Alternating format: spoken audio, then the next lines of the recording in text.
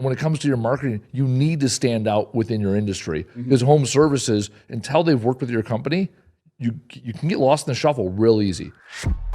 Welcome to Masters of Home Service, a podcast for home service pros by home service pros.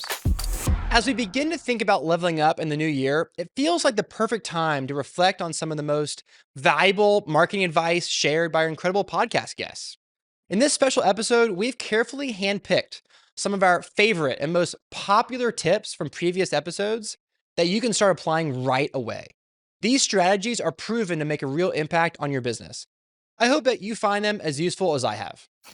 We would do things like at the job site, just try to touch as many neighbors like multiple times as we can. So wear a branded shirt, a yard sign when we're done with the job, do a 5-around type flyer. And the cool thing about that is that probably brings in most of our leads because we're already there. And we're already, like, that's our client avatar. So the neighbors also are the client avatar. What'd you say? They're 5-around? So like a 5-around, like a printed flyer, right? Yeah. Or just a business card, whatever. Okay. If you're doing, one house right here, you go to the left, you do the neighbors, you go across the street, do 1, 2, 3, and then you go to the right side. So that's a 5-around.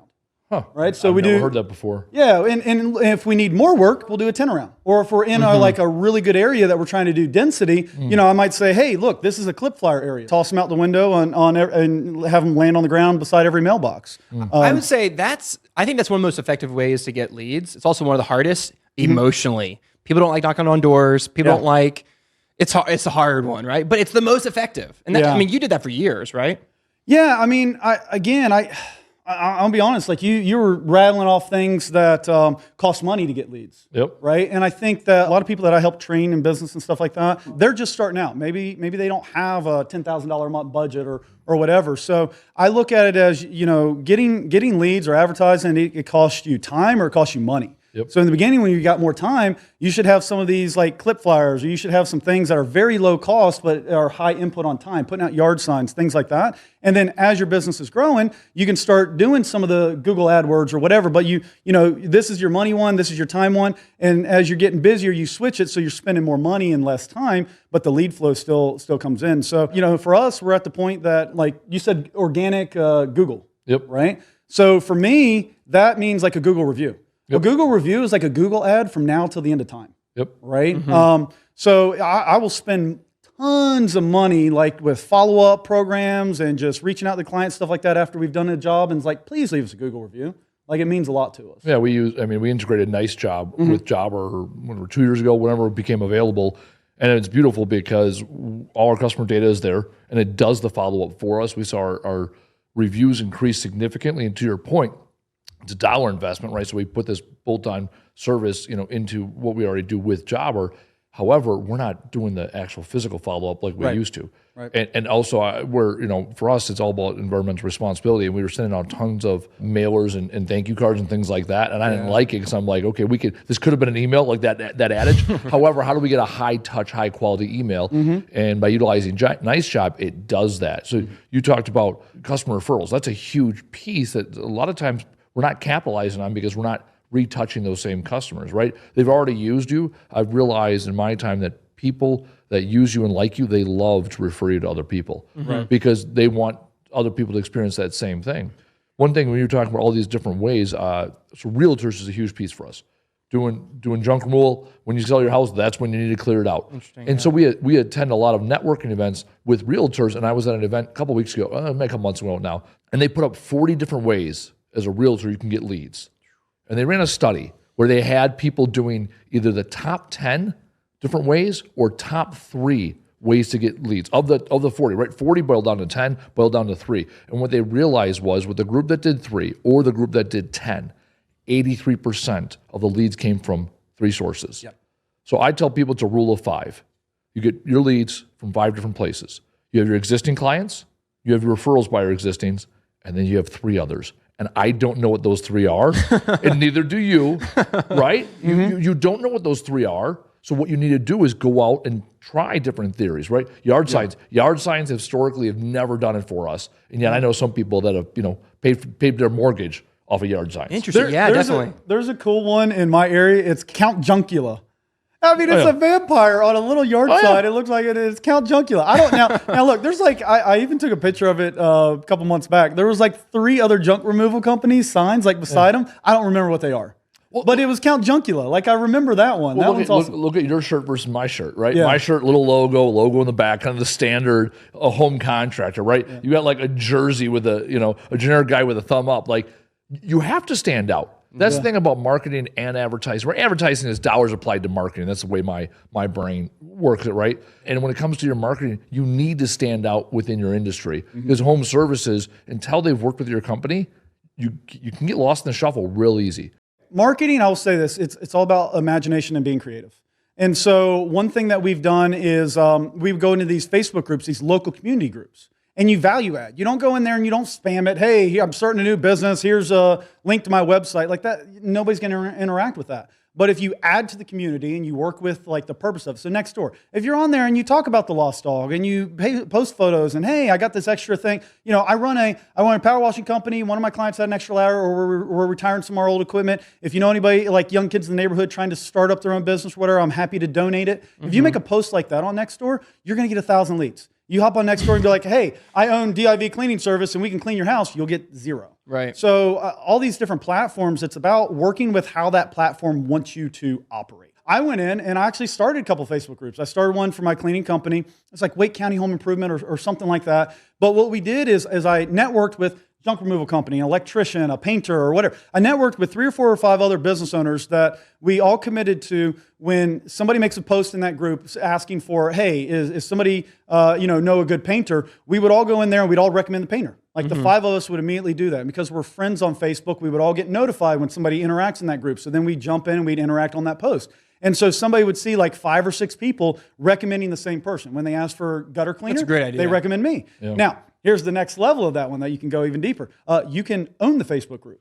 And you can limit what type of posts are made in that group. You can say business owners are not allowed to advertise except for under the pinned post on a Monday or something like that. And only homeowners are allowed to ask for referrals and things like that. And so if you own the group and you're approving every post, when somebody's like, hey, I need a junk removal company, you type up a direct message to them before you approve that post. Yeah. And so that's been something that's really awesome. And so long as you start that group with the intention of helping the community and then monetize it once it gets to a certain point, it's very effective, right? You don't want to monetize it from day one, but we did that with Christmas Light Contractors and it's turned into an 8-figure business for us. There's a whole nother touch here, which is community involvement, donating, perhaps potentially sponsoring events. Do you guys have any experience doing that kind of stuff? We do actually. And so for example, we would sponsor a hole at a charity golf outing. We've sponsored, a casino table at a casino night that was to raise money for a local children's hospital. We get involved with things like that. So there's a very fine line because when you hit a certain point in business, based on your gross numbers, you feel like, I'm going to do this so that people see me. Like it feels good to see your logo at a golf outing. But I will say that the return on investment is not always there. So only do it when you're at a place where you can do that, because that's more branding. That's not really advertising, if that makes sense. So that's bringing awareness to your company. People are going to recognize your logo. Oh, that's the guy that was, at the golf outing. We saw his, but so it's not necessarily going to bring you immediate business, but it's going to be a brand awareness, which of course looks good. Another thing is when you are doing charity, things like that and sponsorships, you should advertise it. You should advertise it on your job postings when you're hiring so that your potential employees can see what the company is doing and what they support, and also advertise it to your customers. So in all of your emails, you should really still, even when you close the deal and you get a follow-up, like these are a few things Clearview has done over the last few years, and mention what you're doing. Put it on your website because it does look good, but only do it when you're in a position to spend that money on brand awareness and not so much lead generation.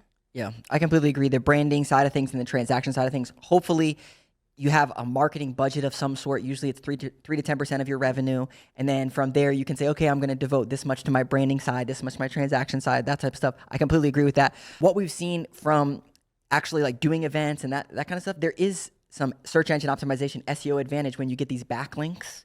So what that means is like let's say you sponsor this fundraiser, they put your website link on their website because you sponsored it. Well, then that is a trigger to Google that says, oh, wow, this company must be legit if this company is linking to theirs, and it's a local backlink is what it's called. So it helps from that standpoint.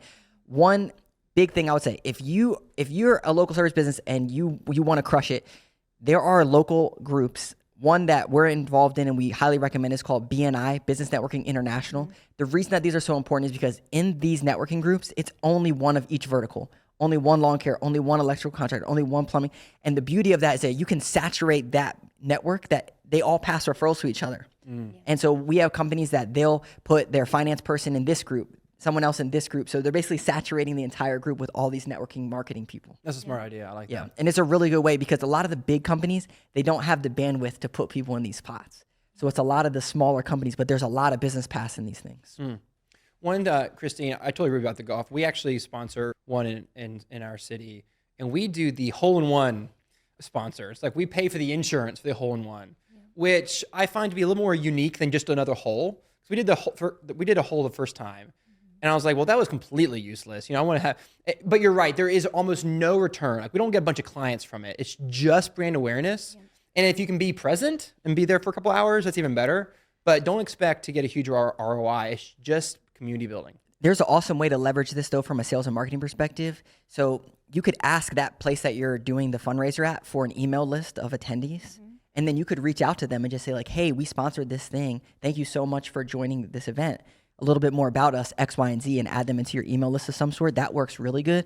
And then also if you do a raffle or drawing at the hole, you can get these people to come in and maybe you say, hey, you didn't win the top prize. However, we also have this free cleaning over here that you could get or something like that, a secondary prize. How many people don't ever post to Google? Like, they're like, what do you mean make a post? I was like, your Google Maps listing. Do you make posts 2 or 3, 4 times a week? And they're like, no, I didn't know that was a thing. Right? And then how many people have over 100 photos on their Google Maps listing? Very few. How many people fill out all the services like gutter cleaning? Well, no, you don't just put gutter cleaning. You put residential gutter cleaning. You put commercial gutter cleaning. You put HOA gutter cleaning. You put, gutter cleaning in Raleigh. You put apartment complex gutter cleaning. And then you fully fill out the description. Right? And so I think something like less than 3% of the businesses do all that. We'll get into some of the specifics here. So what should emails say? Let's just start there. What should emails say to the list? Yeah, I can start with that. So what it comes down to for us is really we're sending 2 different emails. The first one is we're going to send like a specials and promo type of style email, and that can be kind of a one-off thing if you have specials going on in your business. The second type of email of what it should say is more of a newsletter style email that we would typically send on a monthly basis. So from an email newsletter style, we usually have like 4 components in there. We'll talk about a recent case study or blog post or something relevant to them. We'll share a cross-sell of different services. So let's say you do landscaping or lawn care, irrigation, you'll cross-sell something like that. We'll also share something that's very relevant to the local area. So if it's summertime, here's 5 things to do with the kids in the summer, something that adds a little value that's contextual to the local area. And then the last thing is we'll share a recent review about a service. So from a newsletter perspective, that's kind of the what we would focus on and what we would say in those. In the special and promos emails, what we would typically do is something that's very structured and targeted towards that promo. Like in the subject line, get $25 off today for your specific cleaning or something like that. And then in the actual copy, it will be more about like, why would you get your carpets cleaned now? Or why would you get your lawn care done now or whatever? And then a special, just like strong call to action for that. So that's what we would usually include in those emails. Yeah, I mean, I think that's a really good point.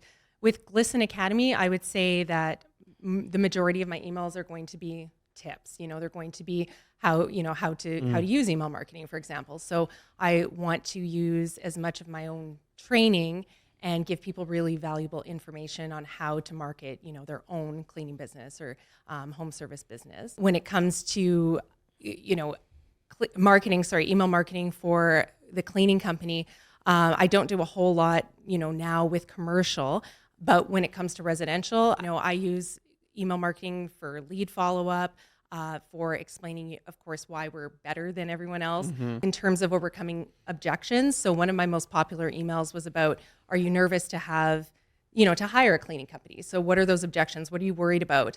And then how can we, assuage those fears for people so they feel confident hiring a cleaning service? As well, using like last minute specials. I was really big on that. And then selling packages. So we sell, and what I teach people is to sell contracts. So sell, 6-month, 12-month contracts with your cleaning customers.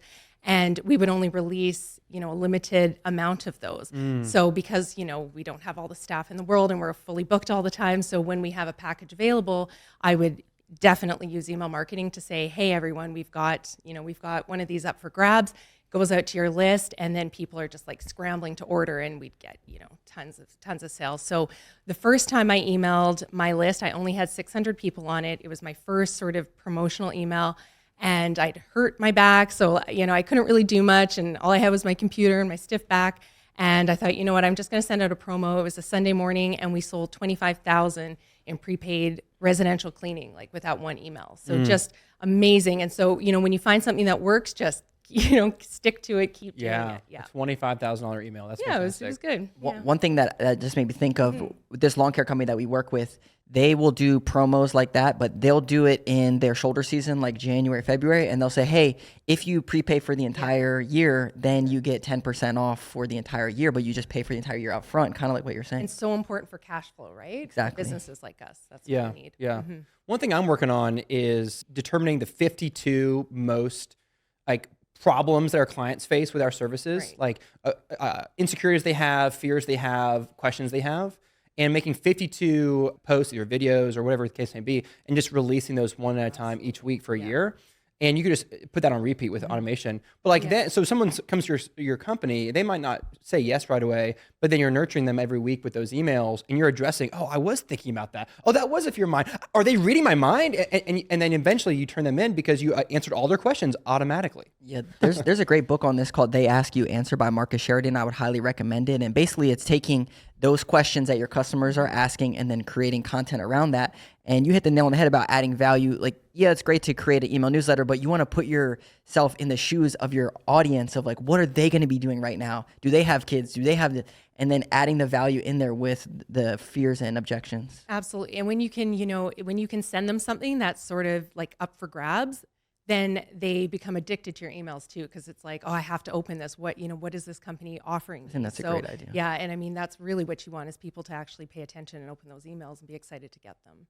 Interesting. A little bit more about that. You're creating a sense of, I might miss out on a deal if I don't constantly look at all these emails. That's a good idea. How do you do that? So what I found worked incredibly well for residential cleaning companies is I would say, okay, we have I call it like a VIP package. Okay. So we have 6 months, you get 1 month free, your first cleaning's 50% off. And then I would throw something in. So like the first person who purchases gets, a 3-room carpet cleaning. Or if it's around the holidays, I would do for Valentine's Day, you can pick a $250 like Victoria's Secret gift card or, $250 something, like whatever it is. It can be $100, 50, whatever. But the first purchaser, so instead, and I know a lot of people like to do if you purchase by, this date, but for me, what I've found works best, because then people think, oh, okay, well, I have, a week to think about it or something. But it's like, if I say the first buyer, the first 3 buyers or something get this bonus, then people are just, oh my gosh, like I want to be one of the first. So they just click, buy. And, before you know that it, is so smart. so many Chick-fil-A sales. does that when they open a store, the first 500 people get some special. Yeah, exactly. That's really, I like that idea a lot. Not a marketer, not a problem. Everything you need to run and market your business is in one place with Jobber marketing tools. With reviews, get more Google reviews with automated review follow-ups. Use campaigns to boost your sales with easy-to-use email marketing. With referrals, you can boost leads by rewarding your customers for each successful referral they send your way. Get your business online quickly with hassle-free websites. And using marketing insights, get helpful data that tells you how your efforts are helping your business grow. Learn more about marketing tools at jobber.com. In a local service context, do you think it's effective and compelling to claim that you're the number one power washer in your area? You think that's a good idea? From my perspective, 1000% yes. You are number one. You believe in your product and you're number one. And the way that you do this is you take all those glowing, raving reviews that you have and you put them on that same page where you say that you're number one. And you're number one to all these people. Mm-hmm. They would all vouch for you and say that you're number one. So yeah, you are number one. And also, if you believe in your product, you should be number one. You should say that confidently. I think if you shy away from that, you might not have enough conviction in that your service actually solves people's problems. And so you should get to the point where you're like, yeah, I'm the number one person for this problem. To piggyback off of that, we would say we are New Jersey's premier exterior cleaning company because we feel we are New Jersey's exterior cleaning company. So exactly, like you have to promote what you're telling your employees. We tell our employees we are the best and we strive to be the best, and you have to be the best, and you have to come to work and you have to be the best. And so it's almost like manifesting where you visualize your company going, even though we don't use the term number one. Another thing is you can apply for things at no cost that might say you are number one. So we applied for Monmouth County's Best in Business Award, and we got onto the list of the top 50 that says best pressure washing in Monmouth County. And then we get and so there's no money in that, but we can advertise that we won it. And then we will pay the $100 for the plaque so we can hang it on our office wall. And we have it for every year. I applied for Best 50 Women in Business in New Jersey, and I made it and I won it. So, and there was no fee associated with that. So you have to apply to be the best and use all of that in your branding. Yeah, I mean, if a contest says you're number one, you're number one. Yep. Yeah, I think, Phil, you can probably talk on this. I think people are more likely from an SEO standpoint to search best power washer in Charlottesville rather than number one. Is that correct? I'm guessing. Yeah, from a marketing From an perspective, SEO in your standpoint. title tag and your meta description, which is more technical SEO, you can put whatever you want in there. So you could say expert's choice, premier, number one, best, 10 best, top 10, all that kind of stuff. Yeah, of course you can put that in there. Yeah, I love local contests because they give you so much credibility Yeah. if you can win them. I would say another one, switching gears a little bit, is having like a nice vehicle is a great way to stand out. You know, I think in the beginning, humble beginnings, it's okay to have an old truck or old van.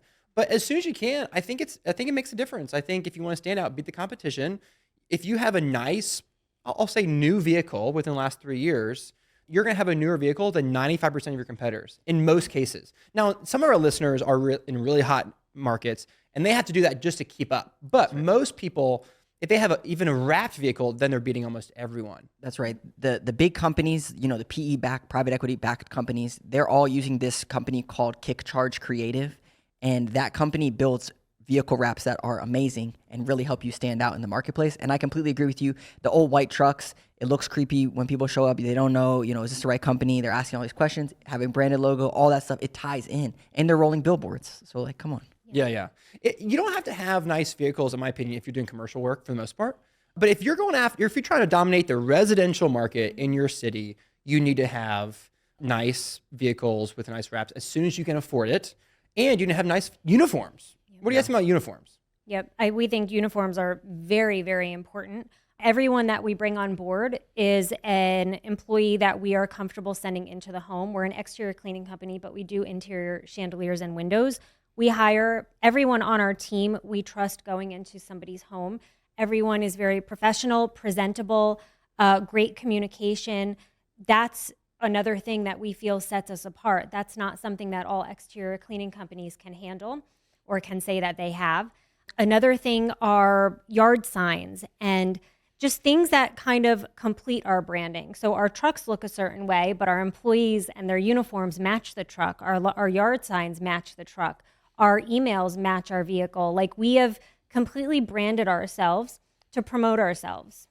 Yeah. I would say when it comes to uniforms, I've seen really two things. First, a lot of times, even my company, a consulting company, we have a logo. We all wear this same thing when we hop on calls and stuff. It helps standardize the processes. But what we've seen with uniforms is a lot of times companies will have a logo or shirt that they give their employees, but then they'll wear a different type of hat and everyone will have a different hat. Yes. Yep. And it's like, okay, but you're wearing this, but you have a different hat. So if you're going to go out on a job, you all got to wear the same hat. You all got to wear the same thing. And another really cool one that one of our clients did, they actually got branded booties. So the booties on them, they have their logo on The the little booties. shoe covers. Yeah, the when shoe you're inside covers. the home. Yeah, and so then when they show up and they put on branded booties, it's like, wow, this company is legit. I love Yeah. that. Yeah, so Oh, I those like are some that. really cool ones that we've seen from a uniform perspective. We use buckets. Our gutter company uses buckets. I've thought about getting branded buckets. Yeah. You have to order like 10,000 at a time, so we're not quite there yet. But I would love to. That's a great idea. I Yeah, like that. and even also like branded tape. If you're sending stuff or leaving stuff, get some cool branded tape. That's just like a cool branded touch. That's like, wow, this company really thinks about this stuff. Yeah. Let's dig into this a little bit deeper. What else do our listeners need to do to make sure that they're attracting the right people and making sure their marketing's correct? Any other tips on that? I would say you need to identify who you want to work with first, because if you're just going to starting a business and just getting any and everyone, I made the mistake. I started to realize that there's certain clients that I was working with produced headache, late payments, and then I quickly realized this is the type of person that I do not want to work with. And if you are documenting your business correctly, you're going to realize like someone who doesn't have a certain job, or someone who, when you're on those conversations, they are automatically asking for a discount, or could you work with me on this way? You need to, with a strong positive back, and say, no, we actually do not. And the right client is going to be okay with that because they need the service. And I truly believe that when you, again, when Chase mentioned like marketing and saying the right things in your marketing, whether that be your social media, your advertisement, making sure that the words that you're saying is supposed to attract the right people. So if you want to attract luxury people that desire cleaning service, then say, we are a luxury service that are looking to work with people that could genuinely see value in cleaning service. And don't be ashamed to say that. That's how you attract the right people. I'm really curious, Shanique, are most of your clients women? Majority of our long-term clients, yes, they're returning clients that are women, mothers, have children, they're working, and majority of them, yeah. That matters. Yep. You're not marketing to men. Yeah. You're marketing to women. Are most of them between 30 and 50 years old? Majority, are late 30s into their late 50s, and then we have some senior clients that, again, they just don't want to clean, so they need the recurrent clean. That matters. Yeah. You're marketing to people, women who probably have kids, who probably are busy. You know, that really matters. That's what we're talking about. We're talking about making sure that you can be that specific with your marketing. And so when you create a flyer, for example, you might have some flowery language on there and some more feminine colors. All that kind of stuff matters, right, Chase? 100%. Like in our marketing, I just said no free estimates. And when I'm online, I'm promoting, experienced team members. I'm promoting, 5-star experience. I post my reviews. I only want to attract people that want that experience. I don't want to talk about, oh, we're cheaper here and this is the less expensive thing. None of that is in my marketing. Yeah, 100%. For me, with both my businesses, it's right down the middle. It's like 48, 49% or whatever the math is, men and women. I can't really go one way or another on that, but pretty much all my demographic cares about competency. They want to know that whoever they hire to cut their grass or do their gutters is competent. And so you can build that into the language of your marketing. And so your Google ads or your flyers or your yard signs, all those kinds of things, your vehicle wraps and your uniforms, all those kinds of things can really pitch that idea like, oh, this company is trustworthy because they're competent. They have all these five-star reviews, or their technicians have, X amount of experience on average, 7 years of experience on average, all that kind of stuff can go into marketing to the exact person that you want to market to. Thank you for tuning in. As we enter this new year filled with growth and opportunity, we hope these insights help you take your business to the next level. Here's to making 2025 your best year ever.